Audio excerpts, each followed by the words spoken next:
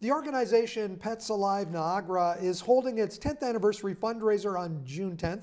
President Brad Davis joins us along with Megan and Chewy. It's great to have Chewy. We love dogs here in the studio. Brad, can you tell me a little bit about Chewy? Chewy arrived May 14th from a rescue in Mexico that we worked with for a few years called Evolution. Came up, I think, with 3 or 4 other dogs. So every year, probably 3 or 4 times a year, we bring up 4 or 5 dogs from Mexico. And fortunately, he came without snow, which usually is a bit of a jolt for the Mexican dog. That would be a shock, yeah, that's right? a bit of a jolt. Yeah, I think he is up for adoption. We think he'll probably go pretty fast because he's super friendly and cute. So we work with this Mexican shelter, have for quite some time. And apart from also accepting local rescues, we've worked with shelters in Texas and Kentucky as well, who tend to have fairly high euthanasia rates. So if we can help rescue them from those shelters, we do so. So we're a tri-country rescue group, despite being, say, all volunteer and relatively small. Chewy seems to be very well behaved. Do you know how old he is? 2.5. Yeah, 2.5 years old. He's some kind of a terrier mix? Yeah, terrier mix. Yeah, he's very calm. He's sort of taking this all in. It's probably his first time on television.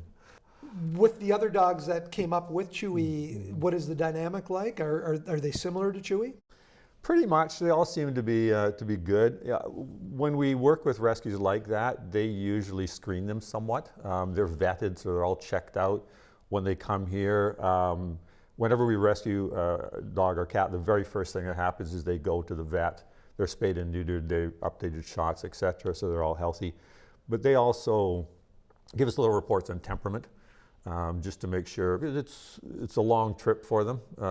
So we have to make sure that emotionally they can handle the trip and that they have a good solid temperament when we put them into foster homes and then adopt them out. So yeah, the Mexican dogs have been great for us. They're all sort of like Chewy, they're very friendly. In the interim, where is Chewy staying?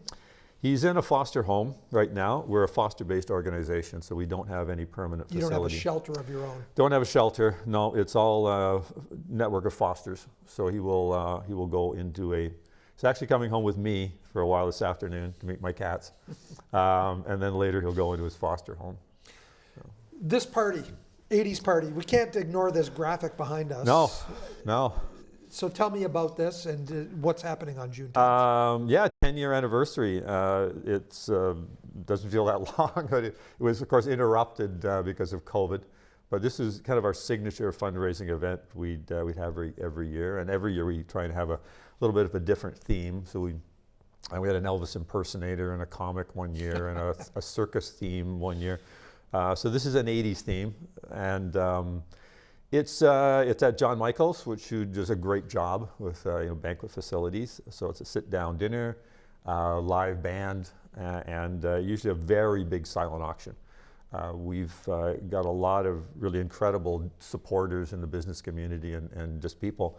So the last time we had this thing, we had about 100 different businesses and that donate things. So it'll be a very large silent auction as well, and a cash prize, and you can just sort of meet all of us. Sometimes you only hear us online or so. So I think hopefully we're going to get a bunch of people who have adopted from us before, so they can tell stories about their pets. And, do you have a fundraising goal for this year's anniversary party? Not a specific goal. I mean, everything helps. The costs have gone up for both food and certainly vet bills have gone up. So see, this is a kind of a signature event that we're just returning. So we're hoping to, last time I think we made about $15,000 or that's so great. on it. So that's great. And that goes towards your operations? It fundamentally goes all to the vets.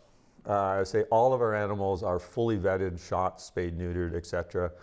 Some of them arrive and we identify some medical issues and we take care of that as well. So vet expenses are 90% of our, or 95% of our operating budget, yeah. And how else are you funded? Is it totally from efforts like this? We ran a Halloween trivia night for a while, again interrupted by COVID, so that usually helped a little bit. We've had sort of smaller fundraising, raffle things we go through the year, but we've we've been very, very fortunate over 10 years in having an incredibly supportive base as well.